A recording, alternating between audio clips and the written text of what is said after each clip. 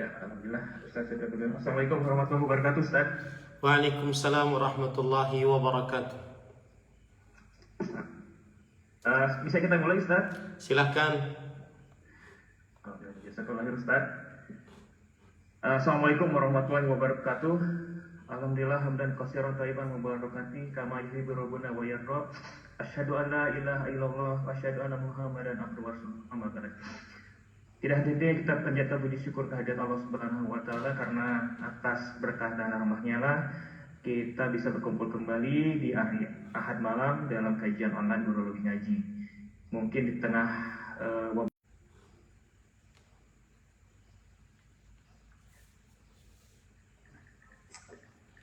Ya.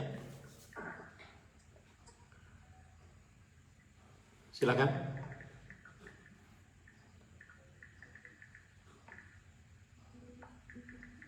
Silakan.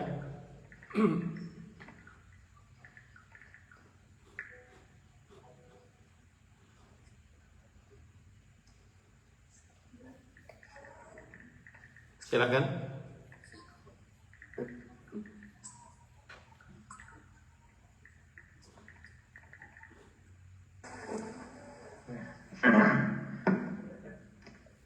Alhamdulillah Ustaz sudah bergabung kembali. Bisa kita mulai mungkin Ustaz? Silakan. Anda sudah buka tadi. Bismillahirrahmanirrahim. Tafadhol Ustaz. Bismillahirrahmanirrahim. Innal hamdalillah nahmaduhu wa nasta'inuhu wa nastaghfiruh wa na'udzu billahi min shururi anfusina wa sayyiati a'malina. Man yahdihillahu fala mudilla lahu wa man yudlil fala hadiya lahu. Wa ashhadu an la ilaha illallah wahdahu la syarika lahu wa ashhadu anna Muhammadan 'abduhu wa rasuluh. Ya ayyuhalladzina amanu taqullaha haqqa tuqatih wa la tamutunna illa wa antum muslimun. Ya ayyuhan nasu taqu rabbakumul ladzi khalaqakum min nafsin wahidah wa khalaqa minha zawjaha wa batha minhuma rijalan katsiran wa nisaa'a wattaqullaha alladzi tasaaluna bihi wal arham innallaha kana 'alaikum raqiba. Ya ayyuhalladzina amanu taqullaha wa qulu qawlan sadida yuslih lakum a'malakum wa yaghfir lakum dhunubakum wa man yuti'illaha wa rasulahu faqad faza fawzan 'azima. Amma ba'd, fa inna asdaqal hadits kitabullah wa ahsanul hadi hadi Muhammadin sallallahu alaihi wa ala alihi wasallam wa syarrul umuri muhdatsatuha wa kullu muhdatsatin bid'ah wa kullu bid'atin dhalalah wa kullu dhalalatin finnar. Alhamdulillah, kita bersyukur pada Allah Subhanahu wa taala pada hari ini, hari Ahad malam Senin 19 Jumadil Ula 1442 Hijriah, kita dimudahkan oleh Allah Subhanahu wa taala untuk duduk bersama kembali di dalam kajian Islam ilmiah tematik bersama Urologi Mengaji. Dan tema kali ini kita membahas tentang 3 perkara yang membinasakan.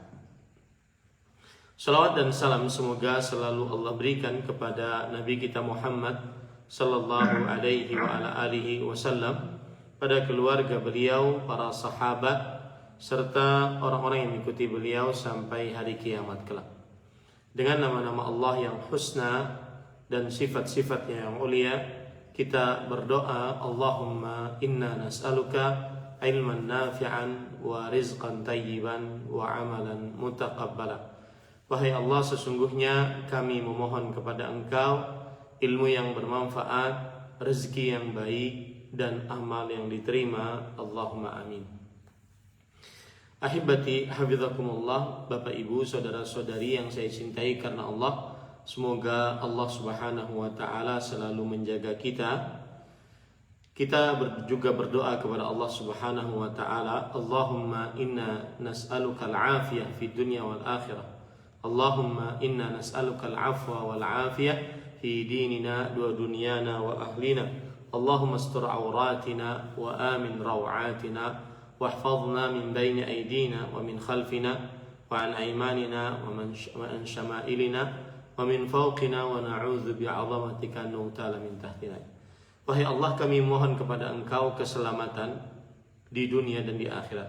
Wahai Allah, kami mohon kepada Engkau keselamatan di dalam perkara agama kami, dalam perkara dunia kami, dalam perkara harta kami, dalam perkara diri kami, dan dalam perkara keluarga kami. Wahai Allah, amankanlah keadaan kami. Wahai Allah, tutupilah aurat-aurat kami. Wahai Allah, jagalah kami dari depan, dari belakang, dari kanan, dari kiri, dari atas, dan kami berlindung dengan keagungan-Mu mendapatkan musibah dari bawah kaki kami. Ahibati hafizakumullah, kaum muslimin yang saya cintai karena Allah, semoga Allah Subhanahu wa ta'ala selalu menjaga kita. Pada kesempatan kali ini kita ingin membahas sebuah tema 3 perkara yang membinasakan. Tema ini diambil dari beberapa hadis. Salah satunya adalah dari hadis riwayat Imam At-Tabarani dalam kitabnya Al-Mu'jam Al-Awsat dari sahabat Nabi Abdullah bin Umar radhiyallahu anhuma. Beliau berkata, Rasulullah sallallahu alaihi wa alihi wasallam bersabda, "Thalathun muhlikatun wa thalathun munjiyatun munajjiyatun wa thalathun kaffaratun wa thalathun darajatun."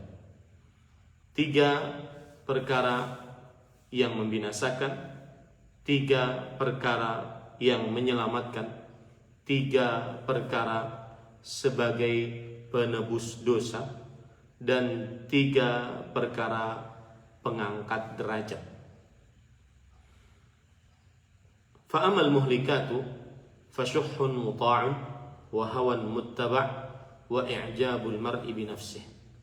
Adapun 3 perkara yang membinasakan, maka ia adalah sifat bakhil yang ditaati dan hawa nafsu yang diikuti, dan merasa bangga dengan dirinya sendiri.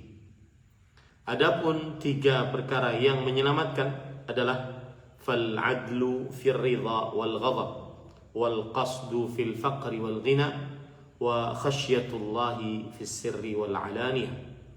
Berbuat adil baik saat dalam keadaan senang atau dalam keadaan marah. Berbuat sederhana baik dalam keadaan miskin atau dalam keadaan kaya. Dan takut kepada Allah baik dalam keadaan rahasia, tersembunyi, atau di dalam keadaan terang benderang di hadapan khalayak ramai. Wa ammal kaffaratu, adapun pengangkat derajat, 3 perkara yang mengangkat derajat, fantidharus salati ba'da salah wa isbaghul wudu'i fi sabarat wa naqlul aqdami ilal jama'at. Adapun penghapus pahala, penghapus dosa maksud saya ya, penghapus dosa, maka ia adalah menunggu sholat setelah mengerjakan sholat dan menyempurnakan wudu walau dalam keadaan sulit, dan langkah kaki menuju sholat berjamaah.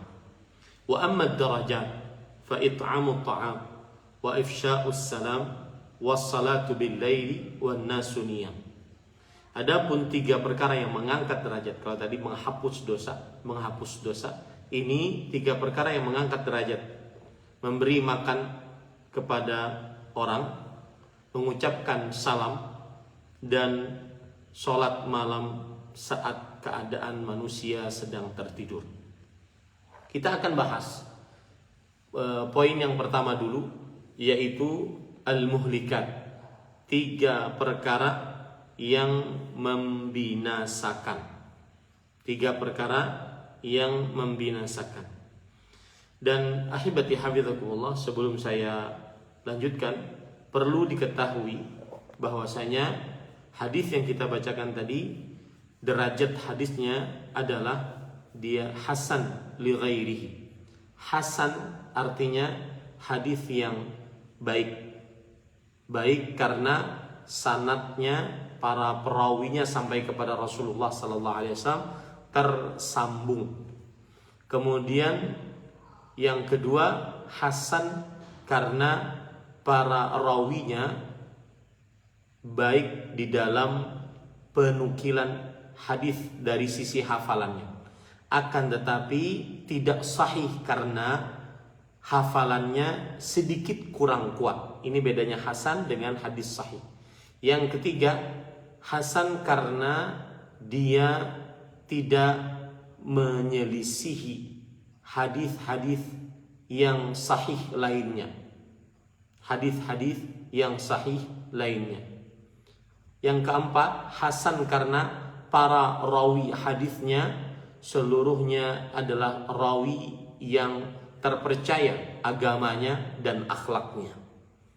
Kemudian yang kelima, hasan karena hadisnya di dalam baik sanadnya ataupun isi hadisnya tidak ada yang cacat ataupun yang mungkar.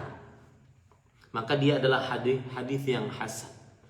Maka hadis ini sangat baik kita bicarakan karena hadisnya adalah hadis yang hasan. Kita akan membicarakan dulu tentang salasun muhlikat, 3 perkara yang membinasakan. Sebelumnya saya ingin mengingatkan bahwa agama Islam dia adalah agama yang proporsional. Agama yang meletakkan sesuatu sesuai dengan kadarnya. Maka ahibati hafizakumullah, di dalam agama Islam bukan hanya ada amar ma'ruf, memerintahkan kepada kebaikan. Dan ini biasanya memerintahkan kepada kebaikan biasanya mudah diterima. Ya, mudah diterima. Sedangkan kalau sudah urusan nahi mungkar, mencegah akan kemungkaran, maka sulit untuk diterima.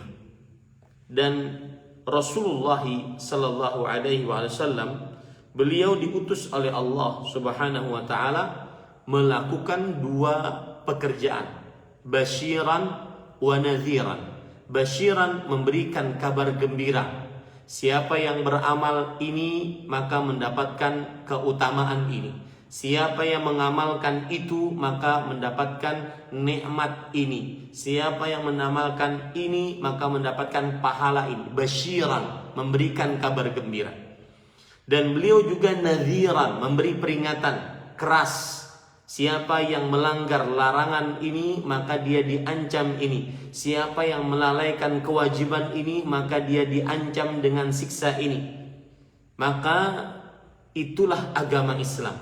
Senantiasa selalu proporsional.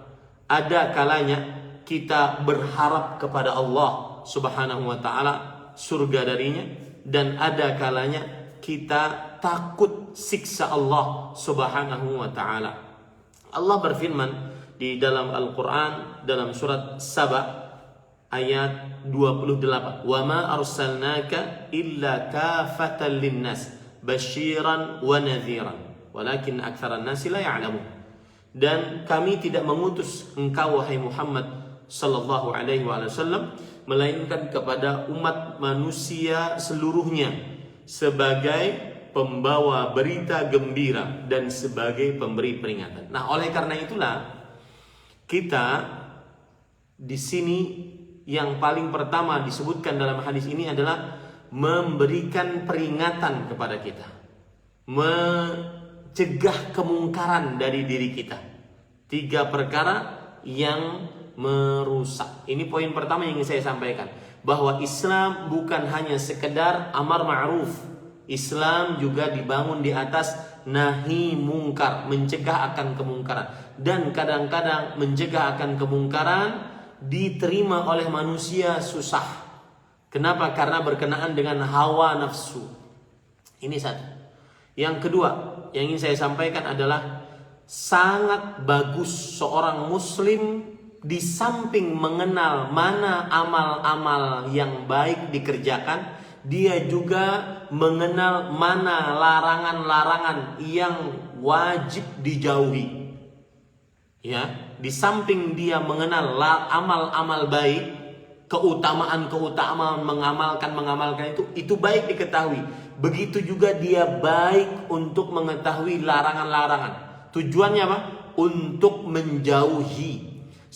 Dan ini adalah kebiasaan para salaf saleh, para sahabat, para tabi'in, para tabi'ut tabi'in. 3 generasi keislaman dalam Islam, umat-umat terbaik dari umat Islam. Ya, mereka kebiasaannya senantiasa bertanya yang buruk agar menjauhi. Sebagaimana hadis riwayat Bukhari dari Mu'adz bin Jabal radhiyallahu anhu atau Hudzaifah bin Yaman radhiyallahu anhu, beliau berkata, "Kana an-nasu yas'aluna Rasulullah sallallahu alaihi wasallam 'anil khair wa kuntu as'aluhu 'anil syarr makhafata an aqa'a fihi." Yang artinya, orang-orang sering bertanya kepada Rasulullah sallallahu alaihi wasallam tentang kebaikan, dan aku bertanya kepada beliau tentang keburukan untuk menjauhinya. Lihat, ini kebiasaan sahabat Hudzaifah bin Yaman, sahibu sirri Rasulillah, sekretaris pribadi Rasulullah SAW. Rahasia-rahasia Rasulullah SAW yang beliau dapatkan dari langit ada pada tangan Hudzaifah bin Yaman. Salah satu kebiasaan beliau bertanya yang buruk-buruk agar menjauhinya. Bertanya yang buruk-buruk agar menjauhinya. Ada pepatah Arab mengatakan, "Araftu syarra la li syarri, lakin li tawaqqihi. Man lam ya'rifi syarra minal khairi yaqa'u fihi." Aku mengetahui keburukan bukan untuk mengerjakannya, tetapi untuk mencegah diriku agar tidak terperosok ke dalamnya. Barang siapa yang tidak mengetahui keburukan dari kebaikan, maka dikhawatirkan dia terperosok ke dalamnya. Ini poin kedua yang ingin saya sampaikan, bahwa penting bagi kita mengenal amal-amal saleh, keutamaan-keutamanya. Tapi tidak kalah penting juga bagi kita untuk mengenal perkara-perkara yang buruk agar dijauhi. Salah satunya tema kita ini, 3 perkara yang membinasakan. Baik.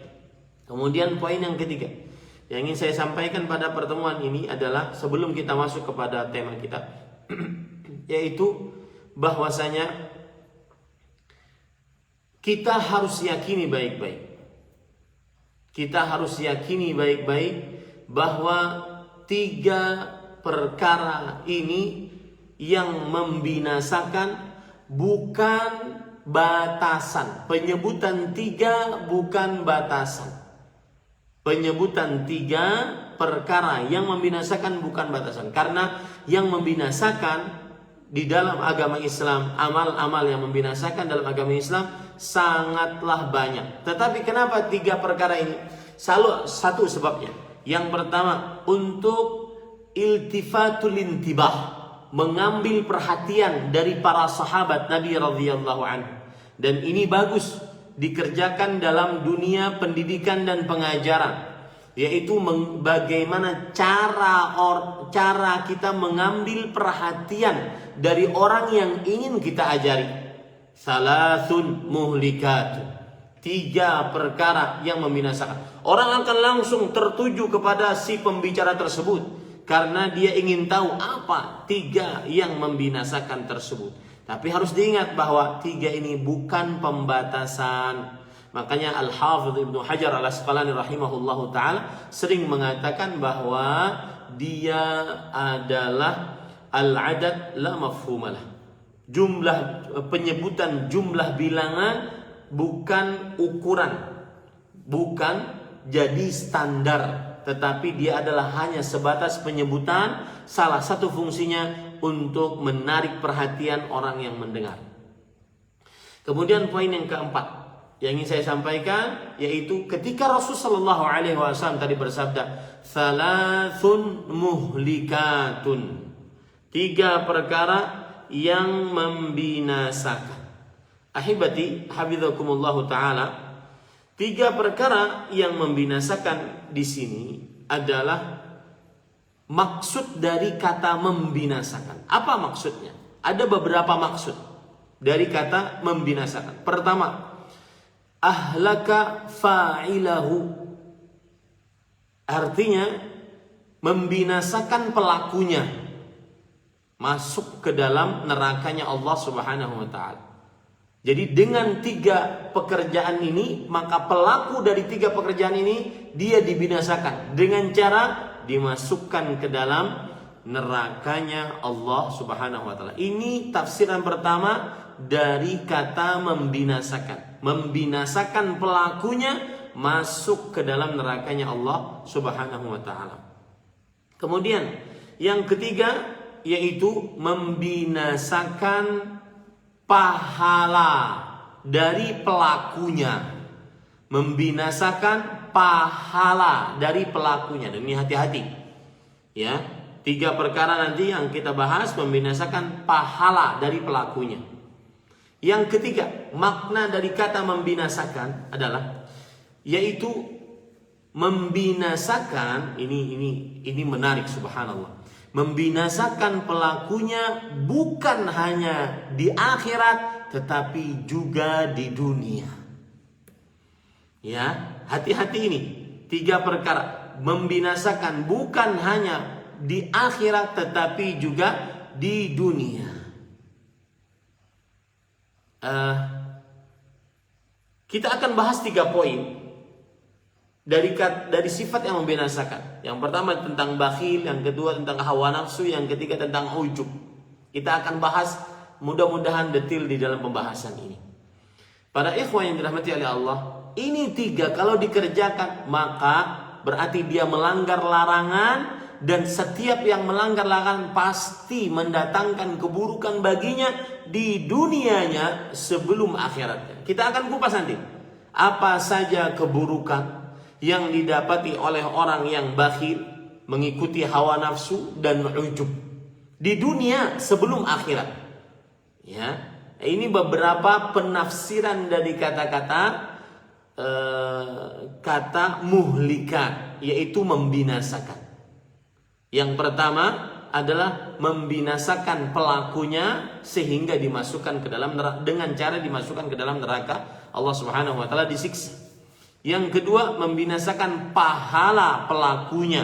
Pahala pelakunya habis gara-gara dia melakukan kebakhilan ataupun hawa nafsu yang diikuti, ataupun dia ujub terhadap dirinya sendiri. Kemudian yang ketiga, penafsiran daripada muhlika, yang membinasakan, yang menghancurkan adalah mendatangkan keburukan di dunia sebelum akhirat. Nah, ini sangat mengerikan. Dan ini para ikhwah yang dimaksud oleh Allah di dalam Al-Quran. Lihat ya, ini yang dimaksud oleh Allah dalam Al-Quran. Innal fujjara lafi jahim. Sesungguhnya orang yang banyak melakukan dosa benar-benar di dalam neraka jahannam. Surat Al-Infitar ayat 14. Ada hal yang menarik, Bapak Ibu saudara-saudari yang dimuliakan oleh Allah, dari ayat ini. Sesungguhnya orang-orang yang durhaka, banyak dosa, benar-benar dalam neraka. Sebagian ulama menyatakan bahwa orang yang berdosa bukan hanya disiksa di neraka akhirat, tetapi juga disiksa di neraka dunia. Bagaimana siksaan neraka dunia? Dia akan benar-benar terperosok ke dalam maksiat. Sekali mengerjakan, kemudian ketagihan, kemudian akhirnya kecanduan. Kalau tidak mengerjakan, seakan ada sesuatu yang kurang dalam dirinya. Itulah neraka dunia sebelum neraka akhirat.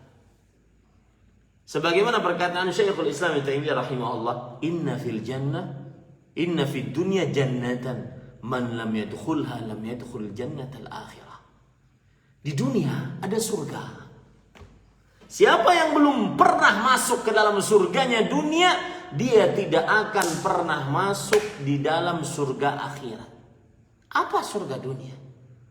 Ladzatul ibadah, halawatul iman, manisnya beribadah. Saat sholat subuh tidak merasakan berat, bangun malam tidak merasakan, bahkan dia mencari kelezatan itu, mencari lezatnya berdoa kepada Allah sambil berlinang air mata. Dia cari itu, lezat dia beribadah, manis rasa di dalam dada saat dia mengerjakan ketaatan kepada Allah Subhanahu wa ta'ala. Itulah surga dunia. Yang tidak pernah masuk ke dalam surga dunia, maka dia tidak akan pernah masuk ke dalam surga akhirat. Sebaliknya begitu juga, siapa yang bermaksiat, maka perhatikan perkataan para sahabat, perhatikan perkataan salaf saleh, orang-orang mulia, ya, orang-orang yang dijamin masuk surga, diampuni dosa, dicap sebagai manusia terbaik setelah para rasul, para nabi. Ya, mereka mengatakan, di antaranya perkataan Syaddad ibn Aus radhiyallahu anhu. Beliau mengatakan, "Idza ra'aita ar-rajula ya'malu bi ma'siyatillah fa'lam anna lahu 'indahu akhawat." Jika engkau melihat orang bermaksiat kepada Allah, ketahuilah, maksiat itu akan mengajak saudari-saudari lainnya. Satu, dia kali minum khamar, dia akan terperosok ke dalam maksiat lainnya. Zina, minimal main wanita, kemudian berjudi, kemudian menghancurkan, berbuat zalim, bahkan terkadang membunuh. Dari sebuah perkara minum minuman keras, dia innal fujjara lafi jahim. Sesungguhnya orang-orang yang durhaka, banyak dosa, benar-benar di dalam neraka. Nerakanya para pelaku maksiat adalah dia tambah kecanduan dengan maksiatnya, bahkan dia beraneka ragam dengan maksiatnya. Saya beri contoh. Para penikmat video porno, disebutkan di dalam beberapa jurnal kesehatan tentang hancurnya syaraf apabila dia menonton video porno, lebih menghancurkan daripada orang mengkonsumsi narkoba. Ini sebabnya kenapa? Karena dia ketika melihat sekali, dia ingin yang lain, dia ingin bentuk lain, dia ingin film lain, dia ingin yang lebih bejat, dia ingin lebih rusak. Itu yang disebut oleh Allah dalam surah Al-Fatir ayat 14 tadi. Innal fujjara lafi jahim. Semakin bermaksiat, semakin di neraka. Nerakanya di dunia sebelum akhirat. Hati-hati, maka jangan pernah nyoba-nyoba sekalipun. Jangan pernah. Saya berbicara seperti ini bukan berarti malaikat Bapak Ibu Saudara-saudari, tetapi ini cambuk bagi diri sendiri. Ayo kita berusaha sama-sama untuk menjauhi apa yang dilarang oleh Allah Subhanahu wa taala. Termasuk ini dalamnya adalah apa yang disebutkan oleh Allah oleh Rasul sallallahu alaihi wasallam dalam hadis ini. Baik, kita akan bahas hadis ini. Yang pertama yaitu Rasul sallallahu alaihi wasallam tadi bersabda, "Thalathun muhlikat." 3 perkara yang membinasakan. Yang pertama yaitu syuhun muta'. Apa arti kata syuh? Syuh adalah syiddatul hirs ala syai' wal ihfa fi talabih wal istiqsa fi tahsilih wa dush'un nafsi alayhi wal bukhlu minhu infaquhu ba'da husulihi wa hubbihi wa imsakuhu fahuwa syahihun qabla husulih bakhilun ba'da husulih. Gampangnya begini, Ustaz, apa bedanya syuh dengan bakhil? Kalau bahasa Indonesianya sama, pelit, kikir. Bahasa Betawi koret, bahasa Jawa medit, bahasa Banjarmasin engken, pemalas. Lihat, kosakatanya saja tidak baik. Ya, kosakatanya saja tidak baik. Nah, para ikhwan yang dirahmati oleh Allah Subhanahu wa taala, apa bedanya syuh dengan bukhl? Ini bakhil, ini syuh. Maka syuh adalah kebakhilan sebelum mendapatkan harta. Bakhil adalah setelah mendapatkan harta dia tidak bersedekah, beramal. Ini pengertian pertama dari syuh. Karena di dalam hadis dikatakan syuhun muta'. Sifat kikir, pelit yang ditaati. Syuh, apa bedanya dengan bukhul? Sedangkan di dalam Al-Quran kita banyak dapati kata-kata bukhul. Ya, kita banyak dapati kata-kata bukhul. Di antaranya surat An-Nisa ayat 37. Alladzina yabkhaluna wa ya'muruna an-nasa bil bukhl wa yaktumuna ma atahumullah min fadli wa a'tadna lil kafirin 'adzaban muhina. Orang-orang yang bakhil. Lihat pakai kata-kata bakhil dan menyuruh kepada kebakhilan dan menyembunyikan karunia Allah yang telah diberikan oleh Allah kepada mereka, dan kami telah menyediakan untuk orang-orang kafir siksa yang menghinakan. Ini penyebutan di dalam Al-Quran kata-kata bukhl. Dalam hadis, dalam surat Al-Hadid ayat 24, alladzina yabkhalun wa ya'muruna an-nasa bil bukhl wa man yatawalla fa innallaha huwal ghaniyyul hamid. Orang-orang yang kikir dan menyuruh manusia berbuat kikir, dan barang siapa yang berpaling dari perintah-perintah Allah, maka sesungguhnya Allah dialah yang maha kaya lagi maha terpuji. Ini pengertian pertama. Perbedaan antara asyuh dengan bukhul. Syuh adalah sifat kikir, sifat bakhil, sifat pelit sebelum memiliki sesuatu. Ini subhanallah, ini lebih parah. Bakhil adalah setelah memilikinya, maka dia benar-benar berlaku bakhil. Ini pengertian pertama dan perbedaan pertama antara syuh dengan bakhil. Yang kedua, perbedaan antara syuh dan bakhil adalah, yaitu asyuh adalah sifat bakhil terhadap orang yang di bawah tanggung jawab. Wah, ini parah. Ya, kita berlindung kepada Allah, semoga kita dijauhkan dari sifat ini. Bakhil adalah sifat syuh adalah sifat bakhil kepada orang yang di bawah tanggung jawab. Bismillah.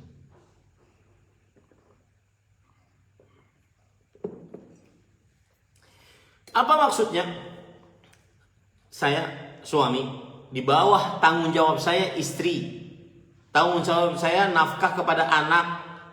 Ya, kalau seandainya punya adik yang masih belum bekerja, tanggung jawab saya. Ya, kalau orang tua sudah tua renta, tanggung jawab saya. Ini dia bakhil kepada orang yang di bawah tanggung jawab. Ini namanya apa? Syuh. Ini namanya syuh.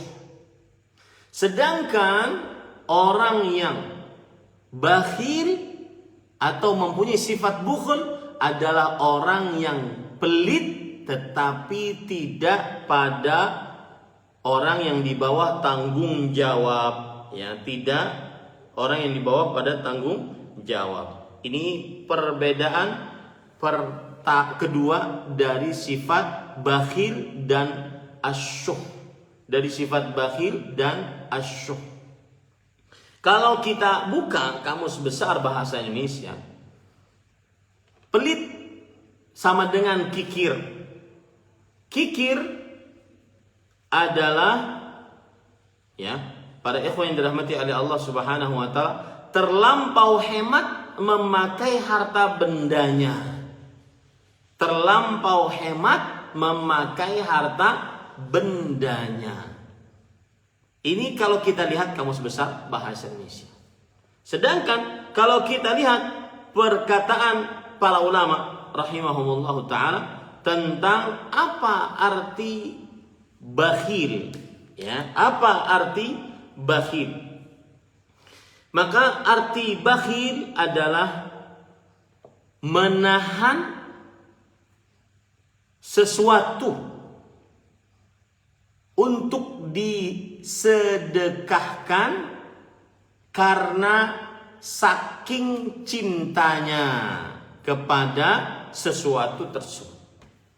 Menahan sesuatu untuk disedekahkan karena saking cintanya kepada sesuatu tersebut. Ini para ikhwan yang dirahmati oleh Allah Subhanahu wa ta'ala.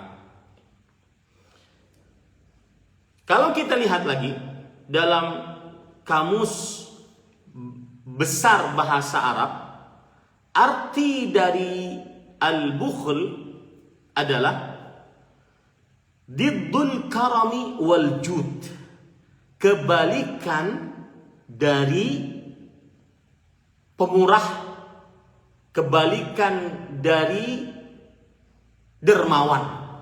Itu arti bakhil secara bahasa.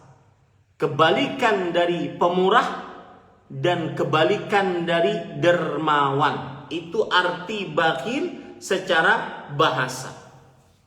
Adapun arti bakhil secara istilah syariat, saya ambilkan dari perkataan Al-Hafidh Ibnu Hajar dalam kitab beliau Fathul Bari. Beliau mengatakan al-bukhlu man'u ma yutlabu mimma yaktani atau mimma yuktana, wa syarruhu ma kana talibuhu mustahiqqan wala siyama in kana min ghairi malil mas'ul. Kata beliau, al-bakhil adalah menahan sesuatu yang diminta untuk tidak ditahan. Nah, ini dia. Menahan sesuatu yang diminta untuk tidak ditahan. Dan lebih buruk lagi, kata Imam Al-Hafidh Ibnu Hajar, apabila yang meminta berhak atasnya. Saya beri contoh. Ada orang yang diluaskan rezekinya, belum bayar zakat. Kemudian ada orang yang miskin yang berhak atas zakat orang kaya tersebut. Maka orang miskin ini mengatakan, "Pak, sudah bayar zakat belum?" Kata si bapak yang kaya raya, "Belum bayar zakat. Saya minta hak saya." Kemudian dia tidak ngasih. Ini namanya bakhil. Al-bukhlu man'u ma yutlabu mimma yuktana. Bakhil adalah menahan sesuatu yang diminta dari apa yang disimpan. Menahan sesuatu dari apa yang diminta, dari apa yang disimpan. Dan lebih parah lagi, yang meminta adalah berhak atasnya. Yang meminta adalah berhak atasnya. Ini namanya bakhil secara istilah syariat. Adapun para ikhwah yang dirahmati oleh Allah Subhanahu wa ta'ala, asyuh seperti yang saya sebutkan tadi. Syuh adalah menahan sesuatu dari orang yang di bawah tanggung jawab kita. Istri. Siapa suami yang bakhil kepada istrinya, ini bukan hanya sekedar bakhil, pelit, kikir, tetapi syuh. Entah dalam bahasa Indonesianya apa ya gitu. Syahih. Pelakunya namanya syahih. Perbuatannya namanya syuh. Kalau dia pelit, kikir terhadap orang yang di bawah tanggung jawabnya. Istrinya, anaknya, adiknya kalau belum bekerja, terutama perempuan. Kemudian bapak ibunya kalau seandainya sudah tua renta, di bawah tanggung jawabnya. Jangan pernah mempunyai sifat bakhil ini para ikhwan yang dirahmati oleh Allah Subhanahu wa ta'ala. Taib. Kemudian ahibati hafizakumullah ta'ala.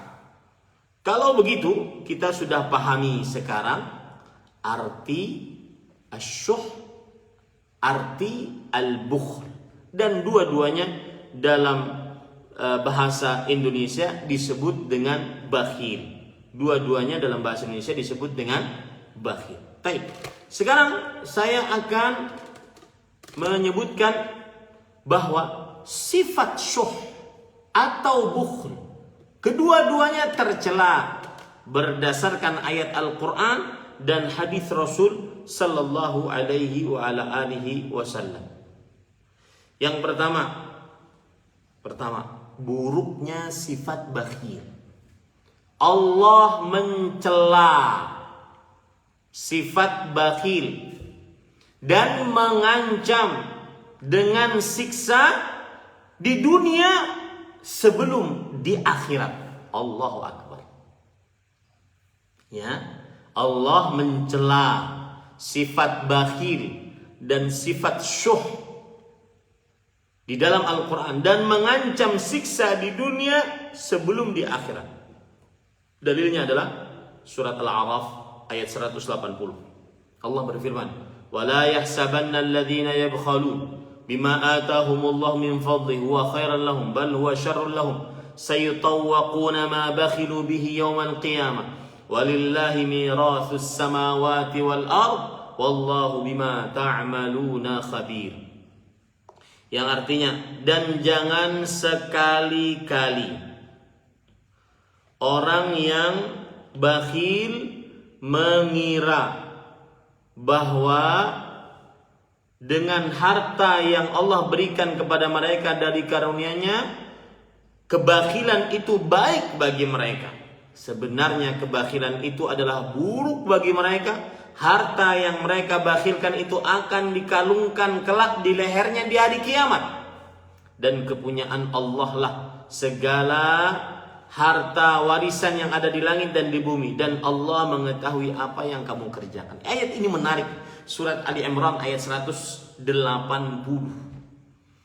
Yang pertama pelajaran dari ayat ini, bahwa Allah mengancam bahwasanya siapa yang bakhil, siapa yang syahih, maka dia akan harta yang dia simpan-simpan akan ditimpakan nanti pada dirinya pada hari kiamat. Akan ditimpakan, dia memikulnya nanti pada hari kiamat. Ini para ikhwah yang dirahmati oleh Allah Subhanahu wa taala. Itu pelajaran pertama. Pelajaran yang kedua, para ikhwah yang dirahmati oleh Allah Subhanahu wa taala. Ini pelajaran menarik. Agar tidak bakhil, maka Allah berikan obat di sini. Walillahi miratsus samawati wal ardh. Obatnya adalah, ketahui wahai orang-orang kaya, diluaskan rezekinya, bahwa harta yang engkau miliki itu titipan Allah. Engkau diperintahkan untuk menjadi khalifah atasnya, pengurus atas harta tersebut, bukan pemilik asli. Pemilik aslinya hanya Allah Subhanahu wa taala. Ya, Allah berfirman akan hal ini. Allah berfirman di dalam surat Al-Hadid ayat 7, "Wa anfiqu mimma ja'alakum mustakhlafina fi." Dan saya ulangi, dan bersedekahlah dari sebagian hartamu yang Allah menjadikan kamu menguasainya.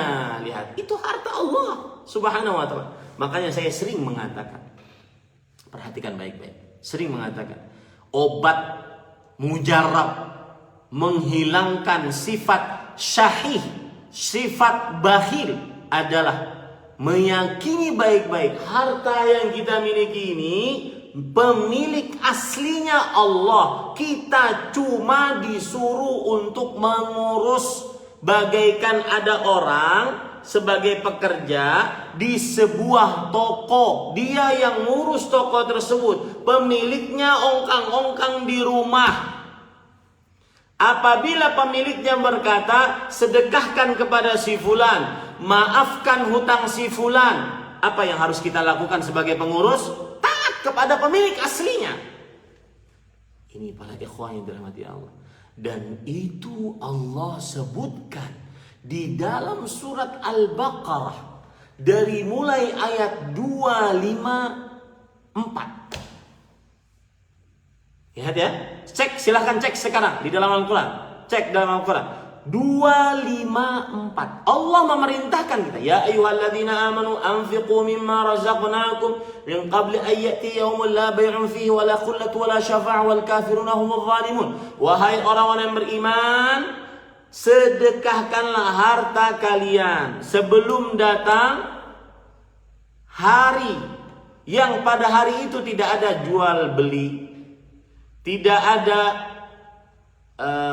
wala bai'u wala khullah, tidak ada pertemanan, dan orang-orang yang zalim, orang-orang yang kafir, mereka lah orang-orang yang zalim. Berarti ayat ini 254 Al-Baqarah memerintahkan untuk bersedekah. Kemudian ayat 255 Al-Baqarah, ayat kursi, menyebutkan kuasa Allah. 256, 257, 258, 259, 260 seluruhnya menyebutkan tentang kuasa Allah. Allah mampu menghidupkan yang mati. Allah mampu menghidupkan burung yang Nabi Ibrahim mengumpulkannya, dicincang-cincang, kemudian dikumpulkan, kemudian diletakkan di 4 gunung, kemudian dipanggil, datang lagi burung tersebut. 261 Allah menyebutkan kembali tentang sedekah, wahai orang kaya. Sebagian orang yang diluaskan rezekinya khawatir saat dia bersedekah tidak akan kembali hartanya. Karena kita ini kan berimannya dengan kasat mata, bukan dengan hati imannya. Sebagian orang kan begitu. Kalau saya sedekahkan 100, maka mana gantiannya? Kalau ada gantiannya baru saya percaya. Ya, baru saya percaya. Di situ sulitnya bersedekah. Di situ sulitnya bersedekah.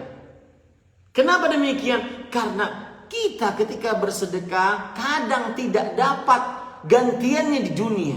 Bahkan tidak dikenal orang kadang-kadang di dunia. Salah satu kiatnya agar kita mudah bersedekah, tidak syahih, tidak bakhil, adalah apa? Adalah kita meyakini pemilik pertama harta adalah Allah. Kita cuma pengurus. Yang kedua, Allah Maha Kuasa untuk mengganti yang lebih banyak, dan janji Allah tidak Allah pernah pungkiri. Allah Maha Kuasa. Bisa dipahami ini? Ya, ini hal yang menarik dari perkara sedekah. Ya, lihat dalam surat Al-Baqarah ayat 254, perintah untuk bersedekah. Dari 255 sampai 260 Allah membicarakan tentang kekuasaannya. 261 baru kembali lagi perintah untuk bersedekah, menyebutkan keutamaan bersedekah agar kita yakin betul saat mengeluarkan harta, Allah Maha Kuasa menggantikan hartaku. Allah Maha Kuasa untuk menggantikan harta yang aku berikan, berapapun itu. Karena makanya para ulama, di antara Syekhul Islam Ibnu Taimiyah rahimahullah, beliau mengatakan perkataan indah, pantas ditulis dengan tinta emas. Beliau mengatakan, qillatul jud su'udz dhanni bil mawjud. Yang artinya, orang yang bakhil, kikir, pelit, sebenarnya dia sedang berburuk sangka kepada Allah yang Maha Ada, Maha Kaya. Terutama kita nih sekarang di dalam keadaan pandemi COVID-19. Wallahi, demi Allah, makanya saya beberapa hari kemarin mungkin saya membuat status tentang tetangga. Kalau setiap muslim dia care, perhatian terhadap tetangganya, selesai di krisis ekonomi. Ya, tidak ada resesi. Selesai. Kalau seandainya dia perhatian terhadap kerabatnya, anaknya, istrinya, ya, nggak usah orang lain, nggak usah banyak-banyak. Yang mempunyai rahim terdekat dia saja, anak, istri, terus ke bawah cucu, kemudian atas ibu bapak kalau masih hidup, atas lagi ya kakek, kemudian samping saudara saudari, kemudian keponakan. Setiap orang berlaku seperti itu, dengan izin Allah tidak akan ada resesi ekonomi. Kita sejahtera. Ini solusi. Mudah-mudahan ini ada yang menyampaikan kepada pihak yang berwenang agar menggalakkan zakat. dan benar-benar zakatnya diberikan kepada yang berhak. Ya, ini para ikhwan yang dirahmati oleh Allah Subhanahu wa taala. Apalagi Allah berfirman, "Wa fi amwalihim haqqul lis-sa'ili wal mahrum." Dalam harta orang-orang yang diluaskan rezekinya oleh Allah Subhanahu wa taala, ada hak bagi orang yang meminta-minta dan dibatasi rezekinya. Ini para ikhwan yang dirahmati oleh Allah.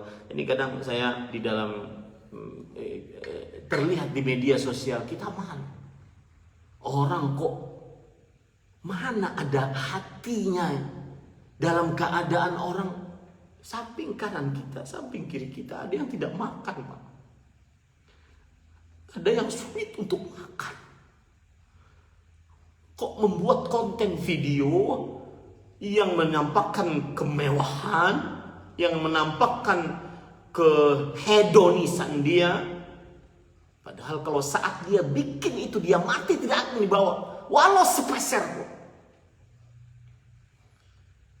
Ini solusi untuk keluar dari krisis ekonomi. Galakan zakat. Kalau Anda tidak memberikan kepada badan amil zakat nasional, maka Anda sendiri bertanggung jawab untuk mencari yang miskin, terutama tetangga Anda. Setiap orang care terhadap rahimnya dan tetangganya.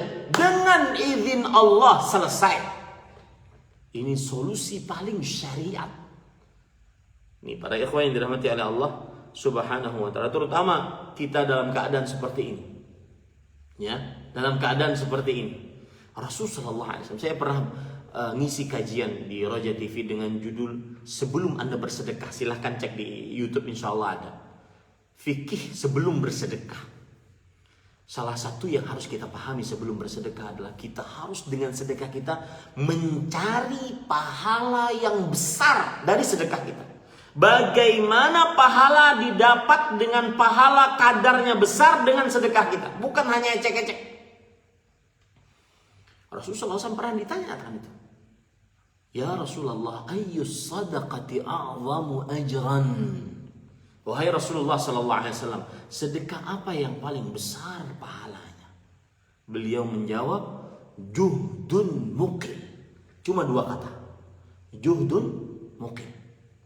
Sedekah yang dikeluarkan saat dalam keadaan sulit, terhimpit. Semakin dia sulit, semakin dia bersedekah kepada Allah Subhanahu wa taala. Dalam riwayat yang lain, anta saddaqa wa anta sahihun syahihun ta'mulul ghina wa takhshal faqra. Engkau bersedekah dalam keadaan engkau sehat. Kalau sehat biasanya bakhil. Karena ingin bersafar kemana, terutama ini liburan akhir tahun, ingin makan apa. Kalau sehat biasanya bakhil.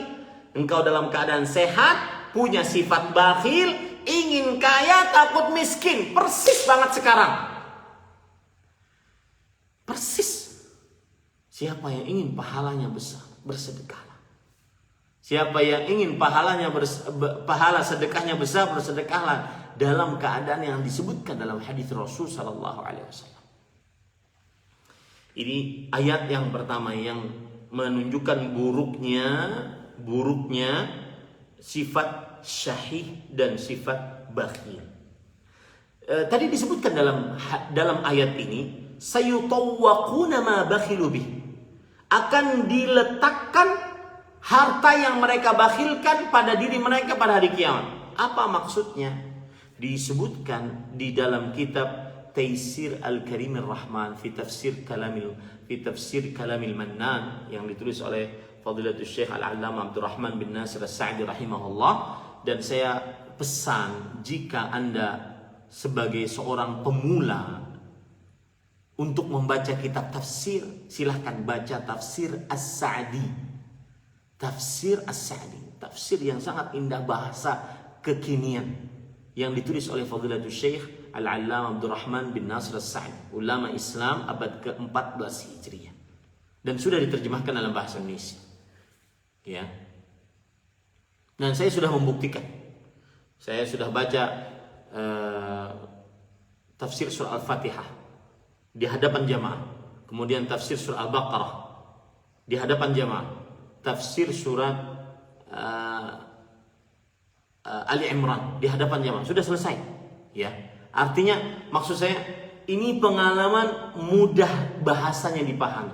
Terutama dalam keadaan pandemi COVID-19, ya. Saya sering mengatakan teman yang paling indah saat berada di rumah aja, saat tidak lagi banyak aktivitas di luar adalah Al-Quranul Karim. Persis banget seperti yang dikatakan oleh para ulama salafus saleh. Persis seperti di antaranya perkataan Khabbab bin Al-Arat radhiyallahu anhu. Seorang yang muhajirin, miskin, sahabat muhajir dari Mekah Madinah, miskin di kota Madinah. Tetapi beliau dijamin surga oleh Allah oleh Rasulullah sallallahu alaihi wasallam. Beliau mengatakan, "Lau alimtum kalama rabbikum ma syabi'tum bih." Kalau kalian mengetahui apa yang ada dalam firman Allah, kalian tidak akan pernah puas di dalamnya. Maka silahkan cek di dalam baca tafsir As-Sa'di. Beliau mengatakan, "Yuj'alu ma bakhilu bih tawqan fi a'naqim yu'adzabuna bih." Diletakkan apa saja yang mereka bakhilkan. Saya pernah, ini sedikit menyimpang ya, contoh kebakhilan. Saya pernah mendengar kajian sahabat saya karena Allah, Syekh Dr. Abu Abdul Muhsin Firanda Andirjah hafizahullah ta'ala. Di Mekah waktu itu kita sama-sama umrah, beliau ngisi kajian, saya datang ke hotel beliau, saya duduk bersama jamaah beliau. Masih ingat saya cerita beliau, sebagian orang dia bakhil dengan bahkan rahimnya. Contohnya ketika dia ingin bersedekah, "Kak, Assalamualaikum, waalaikumsalam, apa kabar Kak? Sudah lama tidak teleponan. Kak, mohon maaf, ini di rumah ada kulkas, buat kakak ambil ya." Rupanya sang adik lebih bagus ekonominya dibandingkan kakaknya. Maka sang kakak mengatakan, "Oh alhamdulillah dek, insya Allah sore ini saya ambil." "Iya Kak, nanti kalau sudah diambil bawa dulu ke bengkel kulkas karena dia rusak." Bekas. Untuk rahimmu bekas. Nih para ikhwan yang dirahmati oleh Allah Subhanahu wa taala. Untuk rahim bekas. Sayutawwaquna ma bakhilu bihi yaumal qiyamah. Akan diletakkan di pundaknya nih, dikalungkan di pundaknya pada hari kiamat sebagai siksa atasnya. Ini para ikhwah yang dirahmati oleh Allah Subhanahu wa taala. Lihat lagi dalam surah An-Nisa ayat 36 sampai 37. Dalil dari Al-Quran yang mencela sifat syahih, sifat bakhil. Allah berfirman. Sebelumnya saya ingin mengingatkan, Ustaz, apakah sifat bakhil itu tercela secara mutlak? Karena bagaimanapun manusia ini bakhil, Ustaz. Dan itu ditentukan dalam Al-Quran. Maka kita katakan, iya betul. Kita ini semuanya mempunyai sifat itu. Allah berfirman di dalam Al-Quran dalam surat Al-Adiyat ayat 8. Wa innahu lihubbil khairi lasyadid. Dan sesungguhnya manusia sangat bakhil karena cintanya kepada harta. Berarti jenis manusia pada sifat tabiat kebiasaannya mempunyai sifat bakhil. Ya, berarti secara asalnya dia tidak tercela. Cuma yang diikuti yang tercela. Makanya disebutkan kan dalam hadis syuhun muta'. Sifat bakhil yang ditaati. Ya, sifat bakhil yang ditaati itu yang tercela. Nah, ini para ikhwan yang dirahmati Allah. Saya ingin menyebutkan kenapa disebutkan oleh Allah Subhanahu wa taala bahwasanya manusia itu wa innahu lihubbil khairi lasyadid. Sesungguhnya manusia itu sangat cinta kepada sangat bakhil terhadap apa yang dimilikinya, yaitu harta. Kata Imam Ibnu Katsir, lihat ya. Ini penemuan dari seorang ulama Islam abad ke-8 Hijriah. Beliau mengatakan, cintanya manusia terhadap harta dari dua sisi. Cintanya manusia, saya dan Anda, terhadap harta dari dua sisi. Yang pertama, innahu lasyadidul mahabbatil mal. Dia memang sangat mencintai terhadap harta.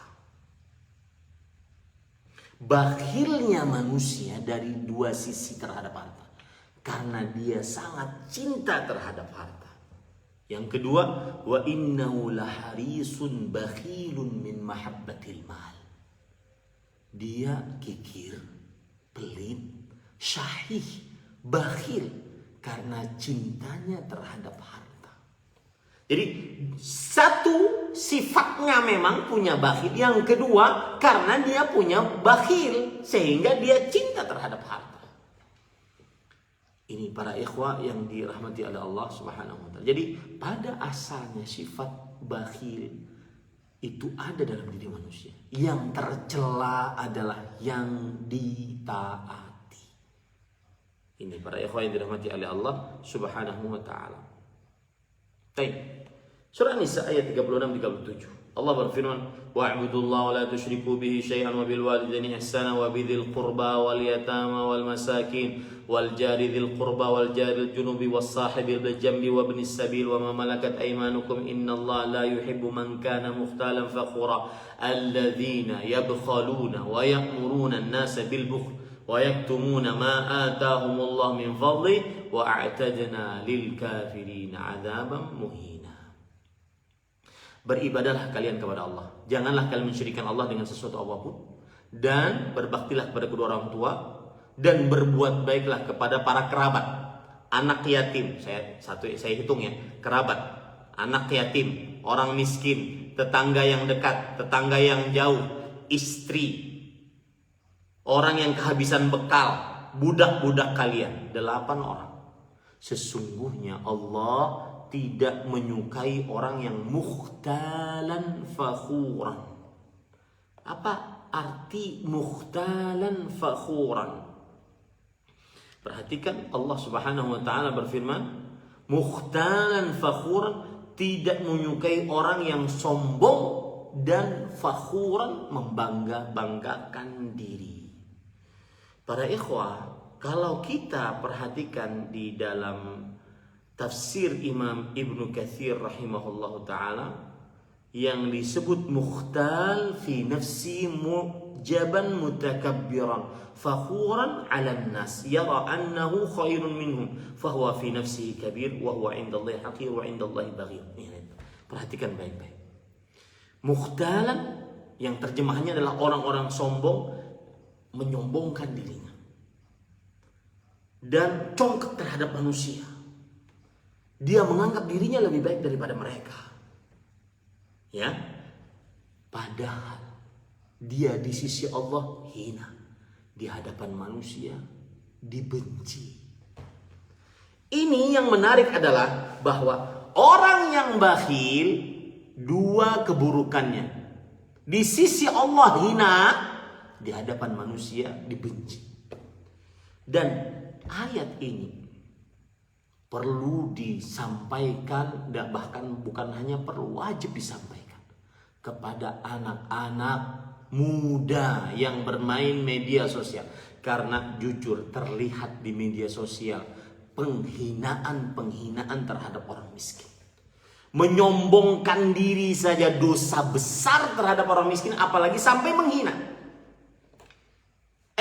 Handphonenya masih ini ya? Enggak ini ya? Makannya di sini ya? Enggak ini di sini ya? Subhanallah. Dan ini jangan pernah dibiarkan.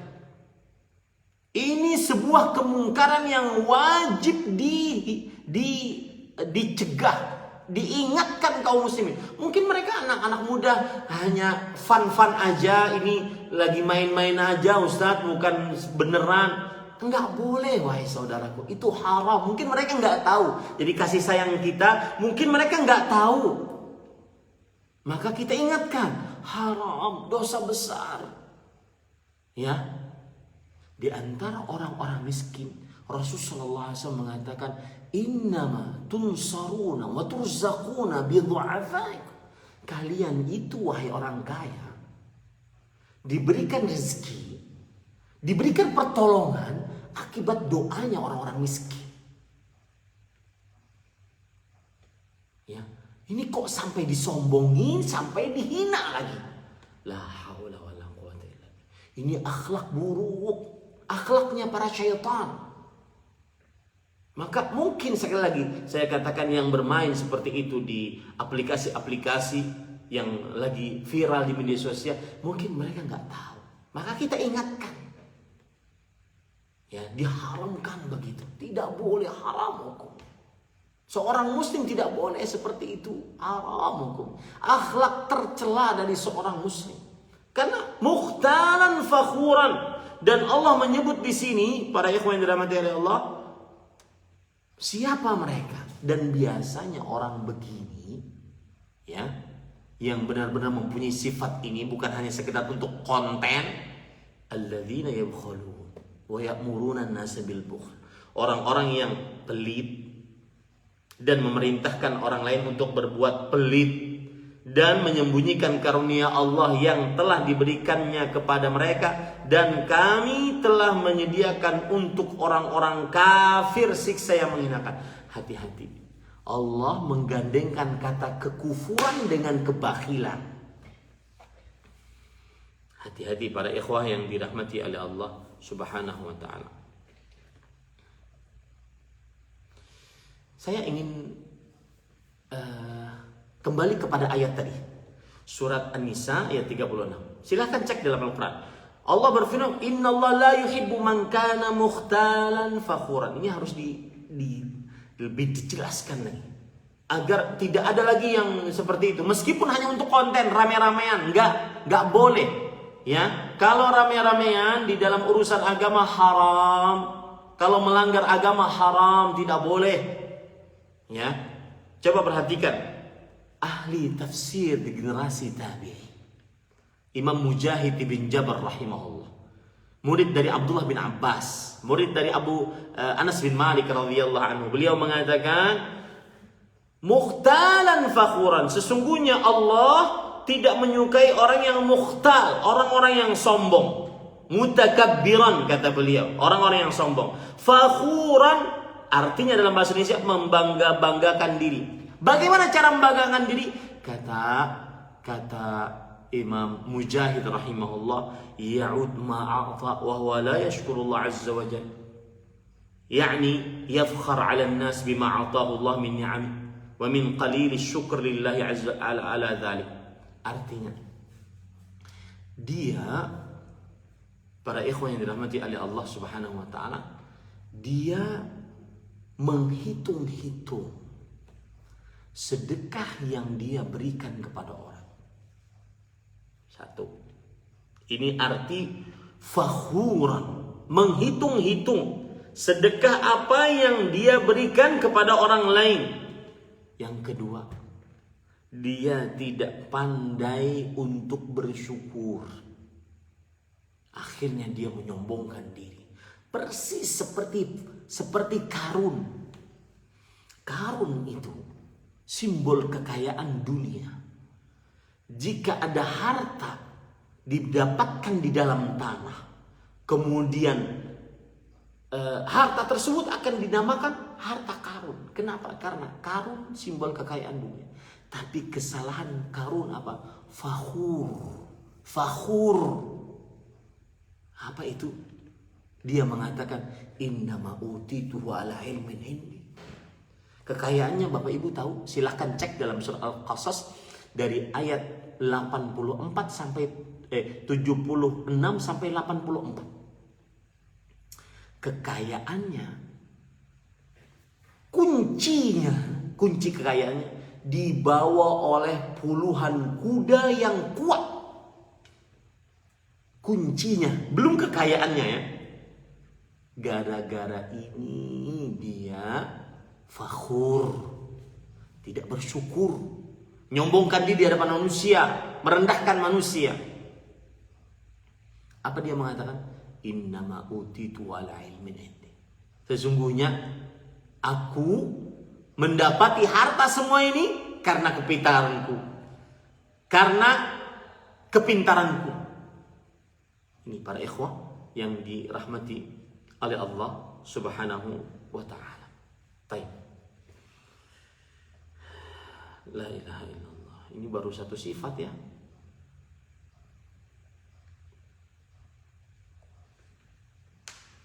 Kemudian para ikhwan yang dirahmati oleh Allah Subhanahu wa ta'ala, lihat lagi Allah Subhanahu wa ta'ala berfirman di dalam surat Al-Hasyr ayat 9. Wa man yuqa syuhha nafsihi fa ulaika humul muflihun. Siapa yang menjaga kebakhilan dirinya, sifat bakhilnya dia tidak ikuti, mereka lah orang-orang yang beruntung.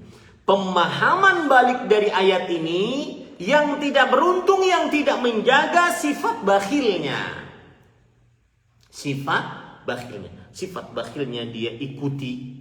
Ya, para ikhwan yang dirahmati oleh Allah Subhanahu wa ta'ala. Makanya Imam Ibnu Katsir rahimahullah mengatakan man salima minasyuh faqad aflaha wa anjaha. Siapa yang selamat dari sifat syahih. Ingat ya, syahih beda dengan bakhil.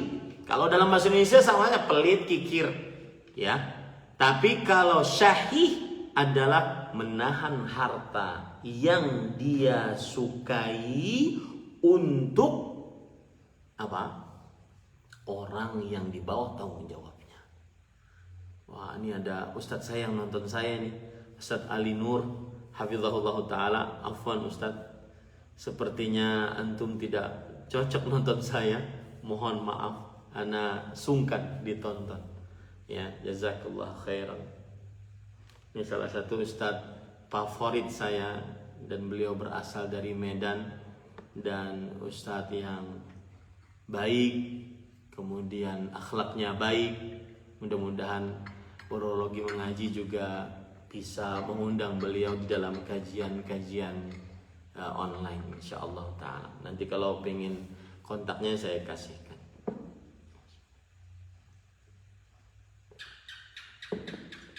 Baik.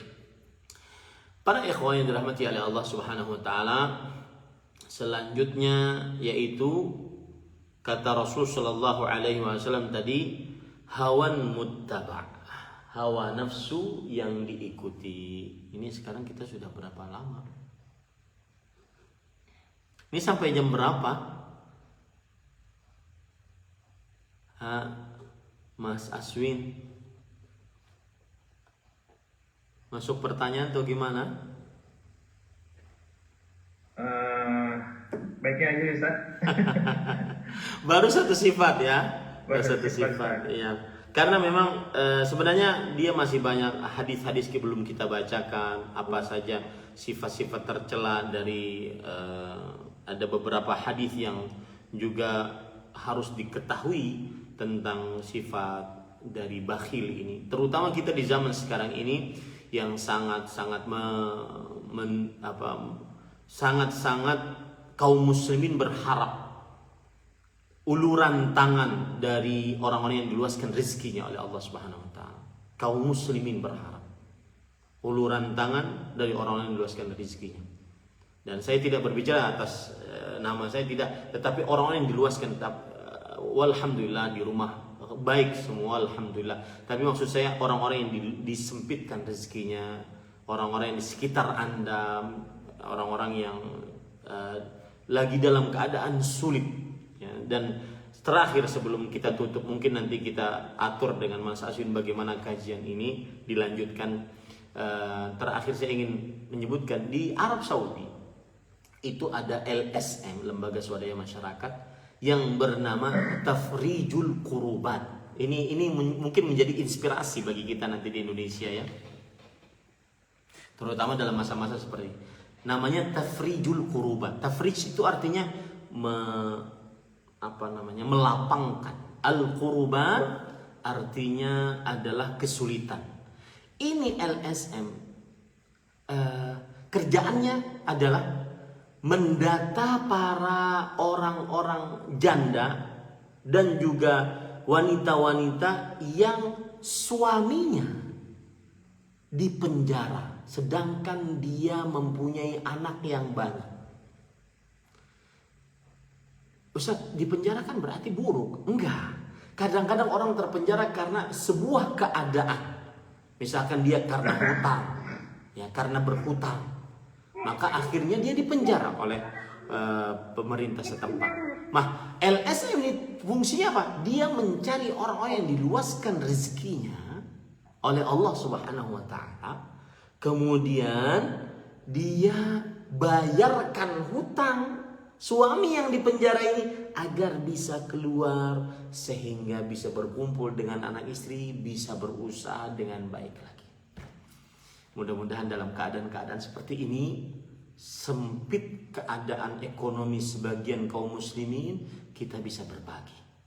Kita bisa berbagi. Lihat, yang paling utama rahim Anda, kemudian tetangga Anda. Itu saja. Nggak usah luas-luas, nggak usah sampai ke mana-mana, enggak. Itu saja.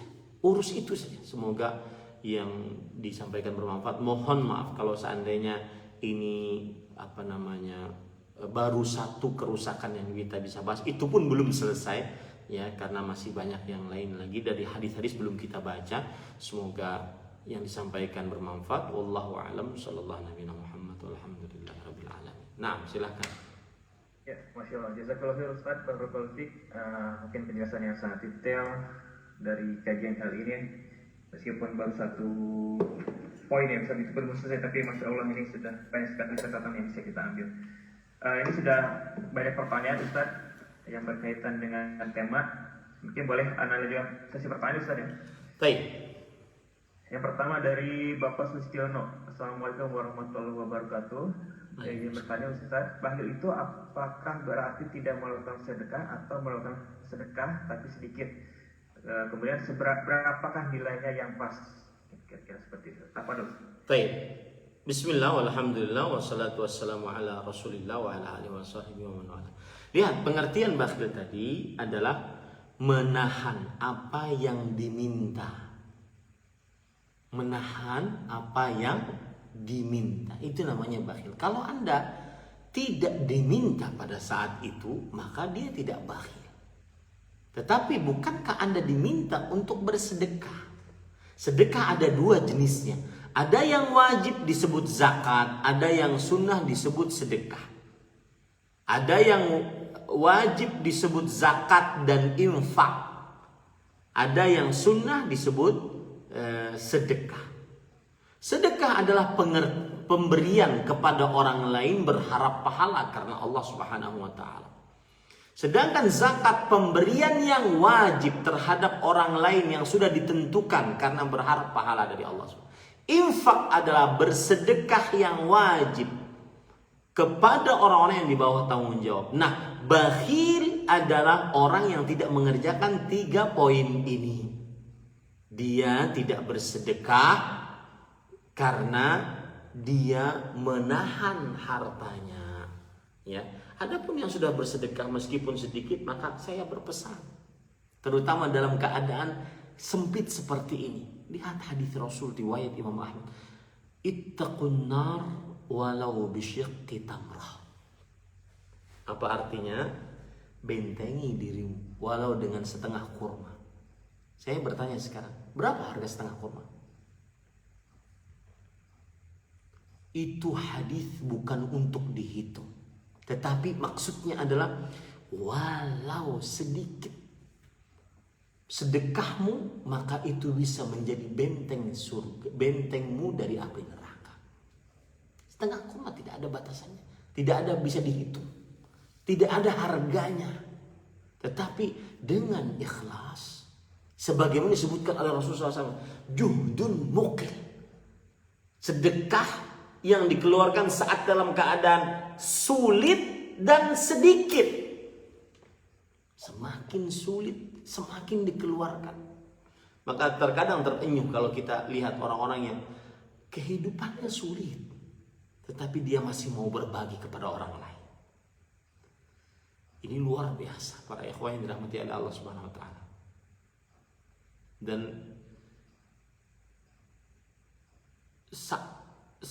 semakin sulit, saat kita keluarkan, saat kita ingin kaya, saat kita takut miskin. Ini ada orang yang perlu, tapi besok saya makan apa ya? Tapi dia letakkan di jalan Allah. Ini pahalanya besar. Kenapa para ikhwan? Karena di situ ada iman. Dia tidak tahu besok mau makan apa. Tapi yang jelas di hadapan dia, di kasat mata dia sekarang ada orang minta-minta. Dia nggak tahu besok mau makan apa. Tapi dia yakin Allah Maha Kuasa. Itu yang diganjar oleh Allah. Akidahmu itu yang diganjar oleh Allah Subhanahu wa taala. Di situ beratnya bersedekah. Sahal bin Abdullah Tasturi rahimahullah pernah ditanya, "Ayyu syai'in a'azzu 'ala nafs?" Wahai Sahal, apa yang sulit, paling sulit dilakukan oleh seseorang? Beliau mengatakan al-ikhlas. Ikhlas. Li'annahu laysa laha fihi nasib. Karena orang kalau beramal ikhlas, dia tidak mendapatkan bagiannya di dunia. Dia mungkin namanya nggak terkenal, nggak dicatat sebagai sedekah. Dia mungkin nggak dapat gantiannya. Saya juga sedikit menyinggung ini kepada yang sering mengatakan, ayo sedekah 1 juta dapat nanti 1 miliar. Hati-hati perkataan ini. Karena kalau seandainya tujuannya cuma dunia, maka dia nanti masuk ke dalam syirik kecil, bahkan bisa menjadi syirik besar. Rasulullah Allah Subhanahu wa taala berfirman, "Man kana yuridul hayatad dunya wa zinataha nuwaffi ilaihim a'malahum fiha wa hum fiha la yubkhasun." Siapa yang menginginkan kehidupan dunia dan perhiasannya, maka kami akan kasih dia. Yang bersedekah 1 juta ingin dapat 1 miliar, dikasih oleh Allah, nggak akan lari, dikasih oleh Allah. Itu nggak heran kita. Tetapi ulaika laysa lahum fil akhirati illa an-nar wa habita ma sana'u fiha wa batilu ma kanu ya'malun. Mereka di akhirat tidak ada pahalanya kecuali neraka. Tidak ada bagiannya kecuali neraka, dan terhapus pahalanya. Dan mereka orang-orang yang merugi. Wallahu a'lam. Nah, Ustaz, ini pertanyaan dari Ustaz berkaitan dengan tadi kan sedekah hari berpahala besar itu salah satunya adalah sedekah dalam keadaan sempit Ustaz ya, atau kekurangan. Apakah selalu, misalnya tadi Ustaz contohkan ada seorang yang punya uang sementara dia membutuhkan, padahal waktu dia butuhkan untuk makan besok. Apakah pengertian solusi seperti itu? Tapi maksudnya begini, karena dalam kondisi pandemi kan otomatis semua kalangan merasakan dampaknya dari segi ekonomi misalnya. Tidak hanya kalangan katakanlah ekonomi kecil lah, mungkin para pengusaha, dokter pun atau karyawan mungkin ada pengurangan gaji dan lainnya.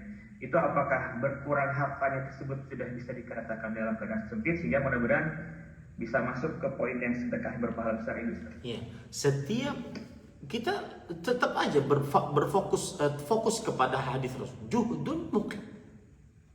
Setiap yang mengeluarkannya penuh dengan usaha, kemudian dalam keadaan sedikit harta, ditafsiri dengan hadis yang lain tadi, takhshal faqra, takut miskin, ta'mulul ghina. Besok makan apa ya kita kalau kita sedekahkan ini? Nanti pekan depan mungkin udah habis ini, bulan depan mungkin nggak tahu. Itu masuk ke dalamnya. Setiap orang yang mempunyai perasaan itu tapi dia tetap bersedekah, dia masuk ke dalam hadis tersebut. Wallahu a'lam. Nah. Kemudian ada pertanyaan lanjutan dari Akhi Anwar. Mohon izin Ustaz, bagaimana menghindari sifat bakhil pada anak? Menghindari sifat bakhil pada anak, berarti anaknya kita didik agar tidak bakhil, begitu ya? Begitu kira-kira Ustaz. Baik.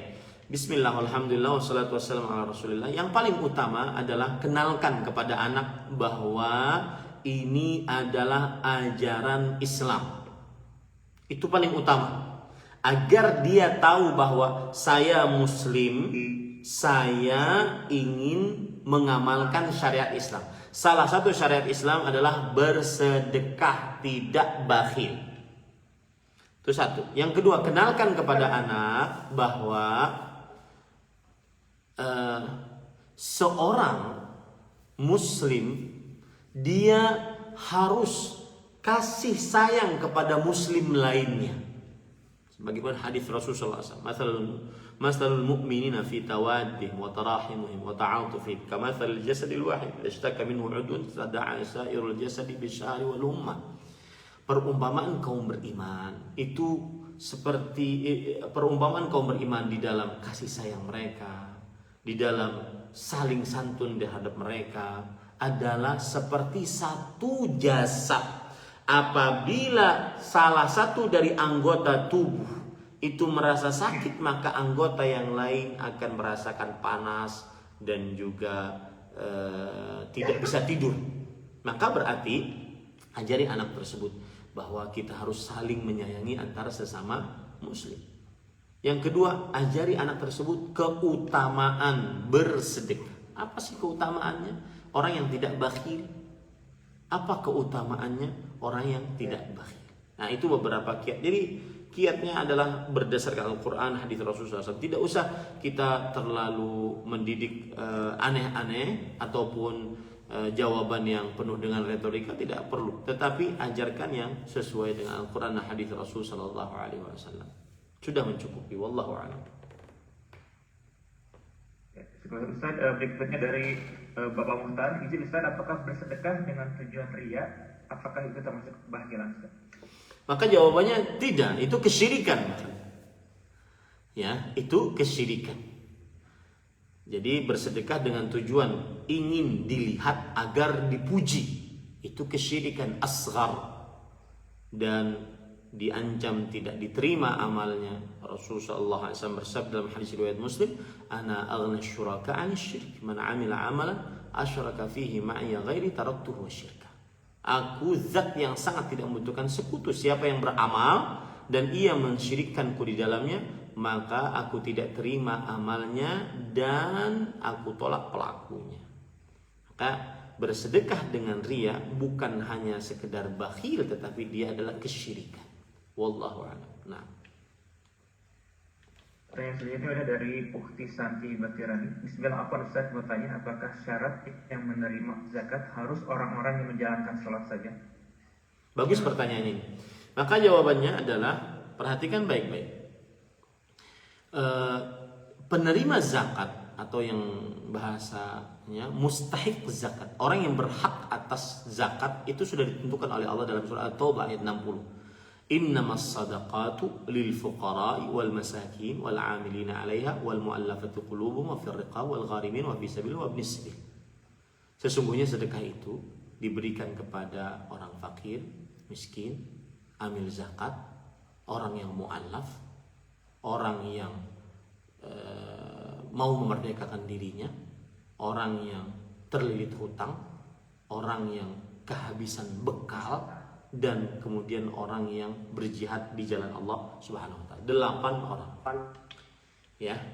Nah, lihat dari 8 ini, apakah kita boleh memberikan zakat hanya kepada orang-orang yang sholat dari 8 ini?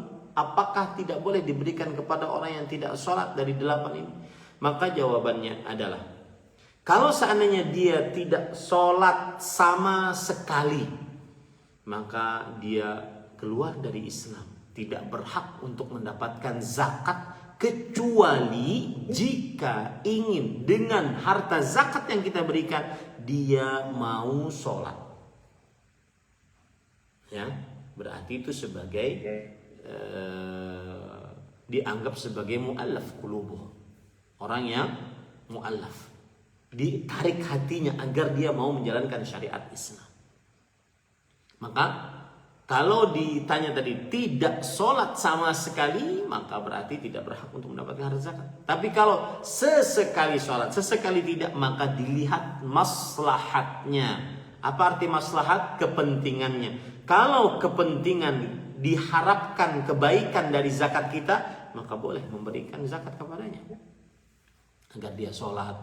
Kita bisa menasihati lebih, karena bagaimanapun orang yang diberi merasa sungkan terhadap orang yang memberi. Itu sudah tabiat manusia. Wallahu a'lam.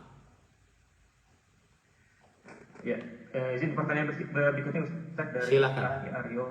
Bismillah, afwan Ustaz, izin bertanya. Saya pernah mendengar, saya beristighfar jika saya salah mengingat, yaitu ada 2 perbedaan pendapat para sahabat terkait menabung.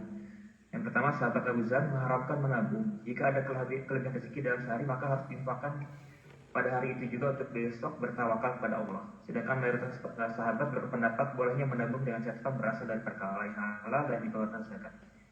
Kemudian jika kita menabung yang diperuntukkan untuk pernikahan sehingga dikarenakan jika menyebabkan sangat membatasi penggunaan uang, bahkan membatasi dalam kebutuhan pokok harian, apakah sifatnya termasuk bakhil terhadap diri sendiri dan termasuk sikap berprasangka buruk terhadap Allah Azza wa Jalla. Seperti apa yang harus saya sikapi dengan keadaan tersebut? Bismillah, walhamdulillah, wassalatu wassalamu ala rasulillah wa ala alihi wa sahbihi wa man wala. Ahibati, hafizakumullahu ta'ala. Kita harus memahami dalil-dalil syar'i dari segala sisi dalil-dalil yang syar'i yang lain. Jadi jangan seseorang mengambil dalil satu kemudian dia anggap inilah hukum syar'i atasnya. Seperti misalkan hadis tentang dilarang untuk menabung.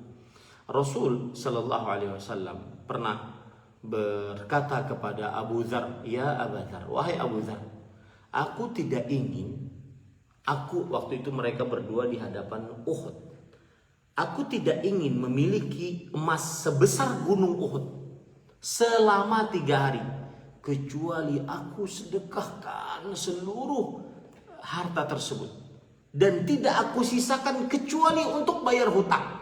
Nah, kalau orang cuma ngambil ini saja, akhirnya dia dalam tanda kutip mengharamkan menabung. Maka jawabannya, di sana ada dalil-dalil lain yang menunjukkan bahwasanya Rasul Shallallahu Alaihi Wasallam memperbolehkan seseorang untuk menyiapkan tabungan untuk kepentingan baik, seperti diantaranya hadis riwayat Bukhari dan Muslim dari Sa'ad bin Abi Waqqas radhiyallahu anhu. Rasul sallallahu alaihi wasallam bersabda, "Innaka intadhara warathataka aghniya khairun laka min an tadharahum 'alatan yatakaffafuna an-nas." Wahai Sa'ad, engkau meninggalkan anak istrimu, ahli warismu dalam keadaan berkecukupan, lebih baik daripada engkau meninggalkan mereka dalam keadaan miskin minta-minta kepada manusia. Lihat di sini berarti Sa'ad bin Abi Waqqas diperintahkan untuk menjaga hartanya agar nanti menjadi harta waris bagi anak istrinya. Kalau ada kepentingan maslahat seperti itu, seperti nabung untuk haji, nabung untuk bangun rumah sehingga tidak membebani mertua ataupun menantu mertua, ya, nabung untuk keperluan beribadah, maka ini tidak terlarang. Nabung untuk menikah, ini bukan yang dimaksud dalam hadis Rasulullah SAW tadi. Maka jawabannya tadi adalah bahwa kita harus memahami dalil-dalil syar'i dengan cara mengumpulkannya sehingga benar-benar ada gambaran dalam menentukan hukum. Wallahu a'lam. Nah,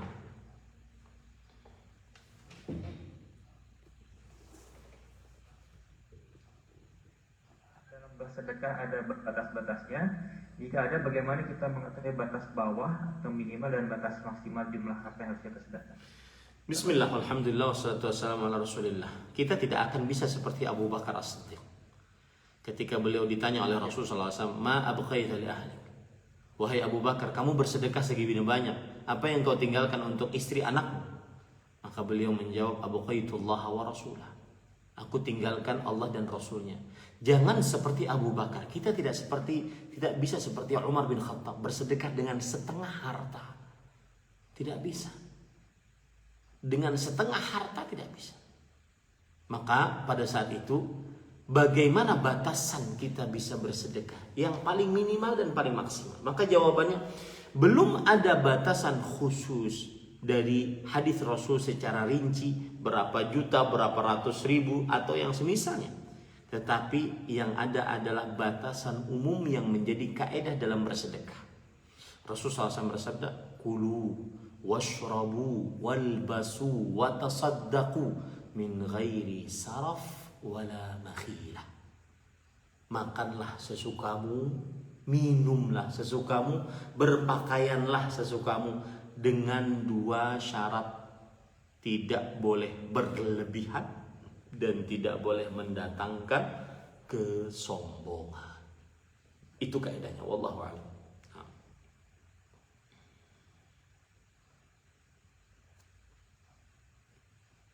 Apa Ustaz, masih boleh untuk pertanyaan selanjutnya Ustaz? Satu atau dua lagi deh, silakan. Udah lagi. Ya, kalau gitu Ustaz. Ini dari Akhi Awang. Assalamualaikum Ustaz, apabila seseorang bersedekah kemudian diposting ke media sosial dengan tujuan supaya semakin banyak orang yang ikut andil dalam kegiatan sedekahnya, itu apakah termasuk riya? Jazakumullah khair. Begini, riya itu urusan hati.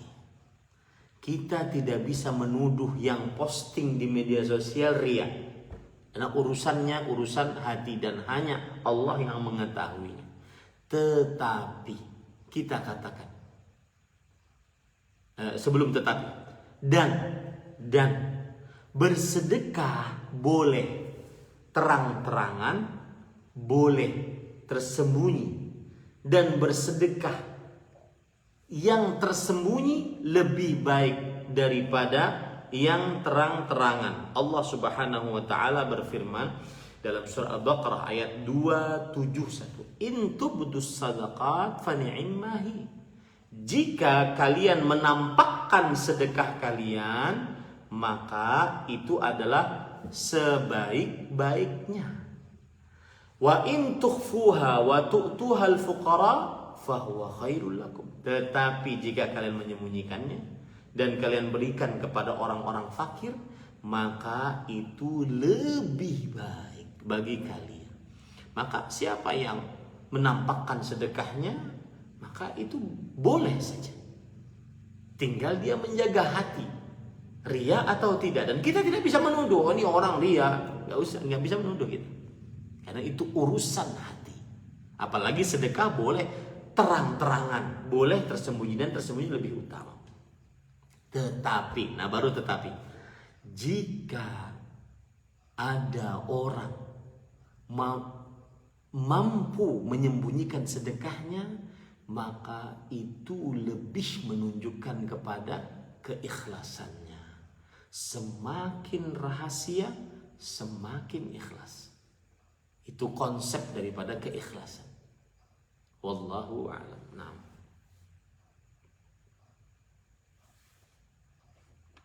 Ukti Sri Yalin Ahmad, bagaimana Ustaz caranya menasihati keluarga yang memiliki sifat bakhil? Bismillah, alhamdulillah, wassalatu wassalamu ala rasulillah. Sama sebenarnya dengan anak yang kita ingin ajarkan tadi. Yang pertama adalah kita harus menyebutkan bahwa hukum bakhil apa? Haram. Yang kedua, apa bahayanya orang yang bakhil? Dua. Yang ketiga, apa keutamaan orang yang pemurah? Nah, dengan seperti itu seseorang akan mudah untuk menasihati, ditambah dengan doa agar bisa dipahami apa yang disampaikan. Kira-kira cukup 10.30, sudah waktu Indonesia Tengah. Dan saya memohon maaf, ini penyakit saya mungkin ya. Beberapa ustadz sudah memberikan nasihat, Din, kalau kajian yang terlalu lama pada satu poin, selesaikan kajiannya. Tapi ya gimana mau ditinggalkan apa gitu, nggak bisa ditinggalkan sesuatu yang penting ya. Dalil-dalil yang banyak harus kita sampaikan agar bisa dipahami dengan baik. Mudah-mudahan bisa kita atur kembali. Tinggal 2 poin kerusakan yang belum disampaikan dan 1 poin pun belum selesai. nanti kita akan bicarakan dengan Mas Aswin bagaimana baiknya. Ini yang bisa saya sampaikan, dan semoga yang disampaikan bermanfaat, menjadi ilmu yang diamalkan. Wa sallallahu nabiyana Muhammad walhamdulillahirabbil alamin. Wassalamualaikum warahmatullahi wabarakatuh. Amin ya rabbal alamin. Waalaikumsalam warahmatullahi wabarakatuh. Terima kasih Ustadz. Sama-sama Bu, jazakillah. Ini Ustadz Afwan ada sedikit yang bertanya tentang LSM di Saudi tadi, mungkin Ustadz nama LSM-nya apa? Tafrijul qurubat. Tafrijul qurubat.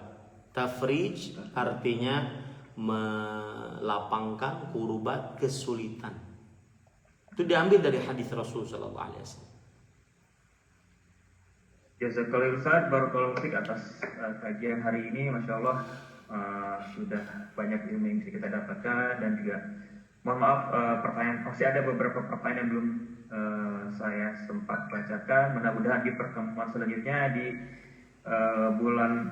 di Februari, di hari Ahad minggu pertama bulan Februari, mungkin insya Allah kalau misalkan Ustaz masih ada waktu dan kita masih diberikan umur, kita akan lanjutkan kajiannya.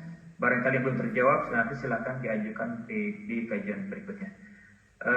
Sebelum saya tutup Ustaz, saya bacakan dulu doa kafaratul majlis. Subhanakallahumma wa bihamdika asyhadu an la ilaha illa anta astaghfiruka wa atubu ilaik. Sekali lagi saya ucapkan jazakallahu Ustaz atas ilmunya. Barakallahu fiik. Wassalamualaikum warahmatullahi wabarakatuh. Waalaikumsalam. Jazakallah khair Ustadz. Sama-sama Ibu, barakallahu fiik. Assalamualaikum. Assalamualaikum warahmatullahi wabarakatuh.